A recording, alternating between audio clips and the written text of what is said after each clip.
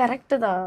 ஏன்னா வந்து ஒரு விஷயம் இப்போ நம்ம மேலே ஒரு கான்ஃபிடென்ட் இருக்கும், என்னால் முடியும் அப்படின்ற ஒரு விஷயம் இருந்ததுனால தான் வந்து நான் டான்ஸே ட்ரை பண்ணேன். ஓகே. மேபி அந்த கான்ஃபிடென்ட் இல்லை அப்படின்னா நான் இப்போ ஜோடி பண்ணியிருக்க மாட்டேன், சீரியல்ஸ் பண்ணியிருக்க மாட்டேன், ஸோ இந்த மாதிரி எதுவுமே பண்ணியிருக்க மாட்டேன்.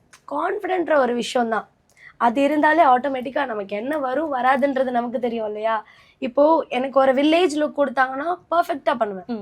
பிகாஸ் வில்லேஜ் லைஃப்பில் நான் வாழ்ந்திருக்கேன், அது எப்படி இருக்கோ, அங்கே போனால் லாங்குவேஜஸ் எப்படி மாறும், அதை அடாப்ட் பண்ணிக்க என்னால் ஈஸியாக முடியும். பட் ஒரு சிட்டியில் ஒரு கிளாம் ட்ரெஸ் போட்டு அப்படி எனக்கு வராது, சீரியஸாக வராது, ரொம்ப கஷ்டம்.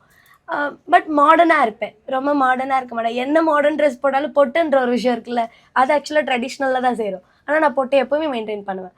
இப்போது ட்ரெடிஷ்னல் வைஸ் போகும்போது என்னால் ஃபேஸ் பண்ண முடியும் ஈஸியாக, பட் வெஸ்டர்ன் வைஸ் போகும்போது என்னால் சில விஷயங்கள்லாம் ஃபேஸ் பண்ண முடியாது.